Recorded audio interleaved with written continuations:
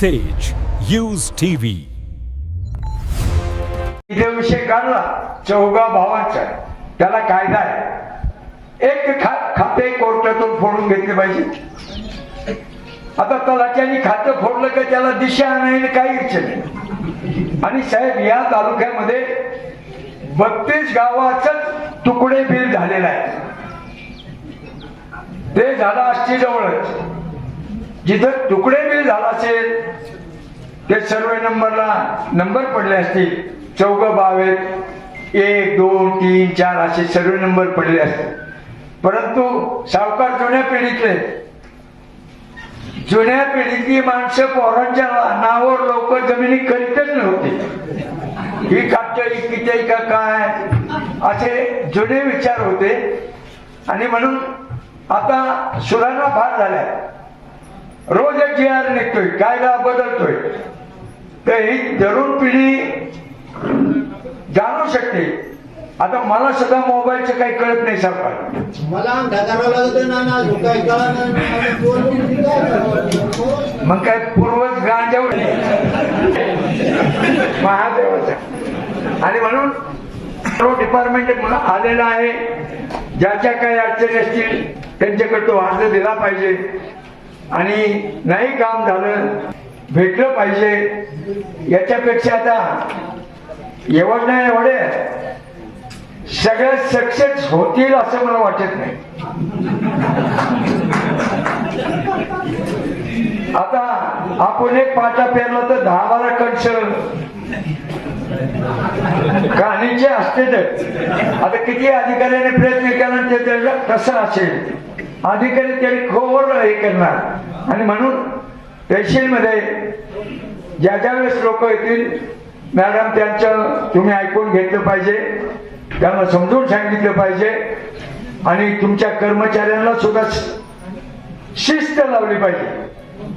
कारण कुठल्या डिपार्टमेंट जसे मिलिटरीला शिस्त आहे तसं आता आपल्याला कलेक्टर साहेब बी चांगले आलेले, शिव चांगले आहेत, त्यांचा फार प्रयत्न आहे. पण 4-2 असे गडी असले तर ते काही वेळ सोडून द्यावं. या कार्यक्रमाच्या वतीनं, प्रशासनाच्या वतीनं, या तहसील कार्यालयाच्या वतीनं मी सर्वांचं हार्दिक अशा प्रकारचं अभिनंदन करतो. आणि या कार्यक्रमाचं प्रास्ताविक, या कार्यक्रमाची रूपरेखा त्या नायब तहसीलदार हे करतील. त्यांना विनंती करतो की आपण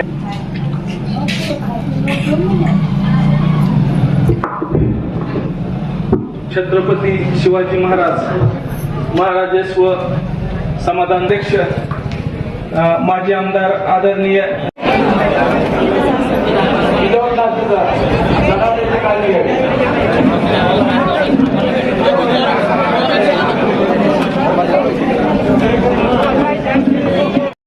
महाराजस्व अभियानाअंतर्गत समाधान शिबिराच्या पहिल्या टप्प्याच्या अंतर्गत तहसील कार्यालय आष्टी यांचे महसूल मंडळ दोलावड येथे आज समाधान शिबिर पार पाडलं. समाधान शिबिराच्या प्रसंगी मान्यवर म्हणून या क्षेत्राचे माजी विधानसभा सदस्य नानासाहेब दरेकर हे उपस्थित होते. त्याचप्रमाणे शासकीय अधिकाऱ्यांमध्ये गट विकास अधिकारी, तहसीलदार, उपाधीक्षक भूमी अभिलेख व विविध विभागाचे अधिकारी होते. या शिबिरामध्ये लाभार्थ्यांना शासनाचे जे काही नवीन योजना झालेल्या आहेत, जे काही बदल झालेले आहेत, याबाबत प्रामुख्याने मार्गदर्शन करण्यात आलं. विशेषतः अकृषक परवानगीच्या बाबतीत महसूल जमीन संहितेमध्ये झालेले बदल किंवा जे अभिलेख लागतात 7-12 खाते उतारा तत्सम, त्या बाबतीत जे काही डिजिटायझेशनच्या नंतर झालेले बदल, नंतर कृषी विभाग, इतर विभाग आहेत त्यांच्या जे काही नाविन्यपूर्ण योजना आहेत याच्याबाबत माहिती देण्यात आली. प्रातिनिधिक स्वरूपामध्ये काही खाते उतारे, जातीचे दाखले, नॉन क्रिमिनल उत्पन्नाचे दाखले, तक्रार केसेसचे तक्रार केसेसचे निकाल, संजय गांधी योजनेअंतर्गत घेतलेले लाभार्थ्यांना लाभ मंजूर केल्याचं पत्र प्रातिनिधिक स्वरूपात देण्यात आलं. ग्रामस्थांमधील ज्येष्ठांनी चांगल्या गोष्टी त्यांच्या अनुभवातून त्यांना असलेल्या अडचणी मांडल्या आणि खऱ्या अर्थाने जो आपल्याला लोकसहभाग अपेक्षित आहे आणि शासनाच्या यंत्रणांनी लोकांपर्यंत पोहोचून त्यांना शासनाचं जे काही उद्दिष्ट आहे हे इथं प्रातिनिधिक स्वरूपात सुरू झालं आणि आता मोठ्या प्रमाणावर याच्यामध्ये लाभार्थी लाभ घेत आहेत आणि एक खऱ्या अर्थाने जे काही उद्दिष्ट ठेवलं आहे ते साध्य होताना या निमित्ताने दिसून येत आहे. ग्राम विकास अधिकाऱ्यांनी सर्व जे काही अधिकारी आहेत कर्मचारी आहेत त्यांनी परिश्रम घेतले. मागच्या काही दिवसापासून त्यांनी पूर्वतयारी केली आणि त्यांना देखील त्याचं समाधान या निमित्ताने मिळालं आहे.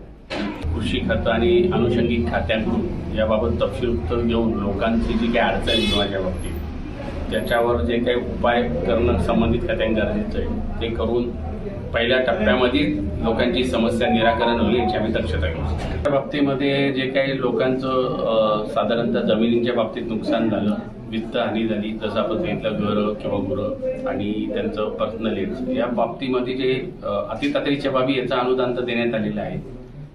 नुकसानीच्या बाबतीमध्ये KYCचे काही इश्यू सोडले तर ज्यांचं बाकी सर्व कागदपत्र झाले त्यांना नुकसान देण्यात आलेलं आहे. आणि आपण जो घरांचा जो मुद्दा मांडलेला आहे त्या बाबतीमध्ये जर कोणाचं मेजर केअरशी राहिलेली असेल तर साधारणतः आम्ही तहसील कार्यालयाशी बघून त्याची चर्चा करून ते काय अडी अडचण असेल ती दूर करून तर पात्र असलेल्यांना लाभ देण्याची कारवाई करण्याच्या बाबतीत सूचना देण्यात येईल.